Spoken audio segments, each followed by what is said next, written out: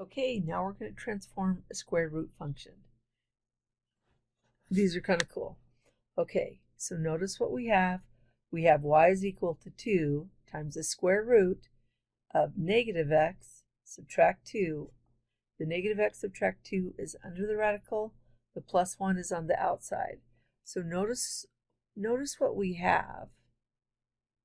We have an integer on the outside, which means it will be a vertical stretch. The graph will get taller. It'll be stretched upward. On the inside, we have a negative 1x. That means, remember, if the b is negative, it will get reflected over the y-axis. So this graph will end up going that way. And then we have a subtract 2 on the inside, which means a horizontal shift, and a plus 1 on the outside, which means a horizontal shift. But we have to do it in the correct order. We're going to do the stretches and compressions first. It's an integer on the outside, so it's a vertical stretch. And then we'll do the reflection over the y-axis. So I'll show you what that would look like. And remember, the method I'm showing you is just using the parent graph information. You could still, if you have a hard time following this, you could still just do a table of values, and that would also give you points. So whichever way you feel more comfortable, but this tends to be very, very fast. So each of these, I would just choose these integer points. Integral points is what they're called. Multiply each point by 2. 0 times 2 is 0. 2 times 1, so this new point would be there. 2 times, we're multiplying it by the y value, remember. 2 times 2 is 4. So now this graph is going to be all the way up there. So we took care of the vertical stretch. Now we're going to do the reflection over the y-axis. So now, remember when it's a reflection, if you look in the mirror, so this point right here is now going to be right here. This point, that's up at 4, 5. So it'll be at negative 4, 5.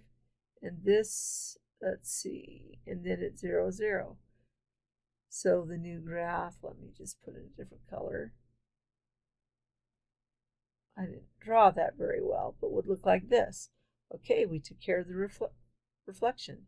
And then you're going to do the shift. And that order doesn't matter a whole lot. You could move it left and right, then up and down, or you could move it up and down and left and right. So I'm going to move it left or right first.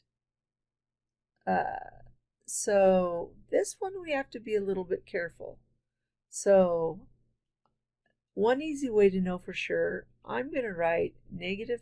Normally I say do the opposite, but because there's a negative sign there, that can kind of mess with things. So I'm going to take, remember we want to zero out inside the parentheses. So I'm going to actually set those equal to 0. So I'm going to add 2 to both sides, and then that's negative x is equal to positive 2.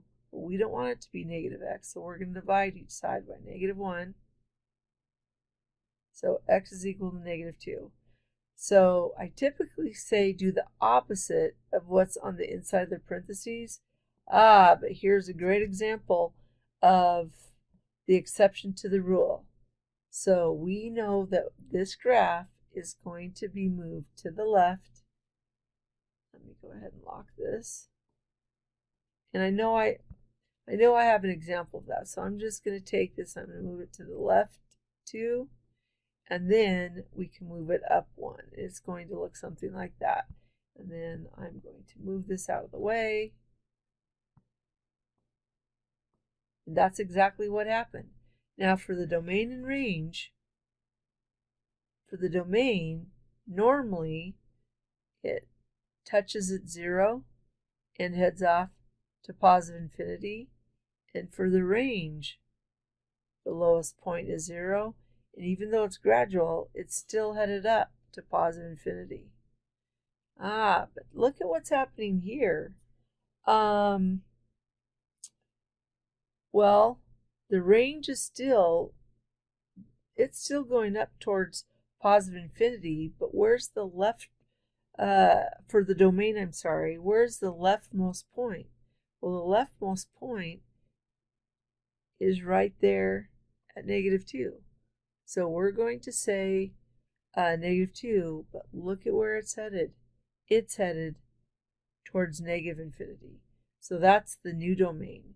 For the range, now its lowest point is there at 1, and even though it's going to the left, it's still going up towards positive infinity.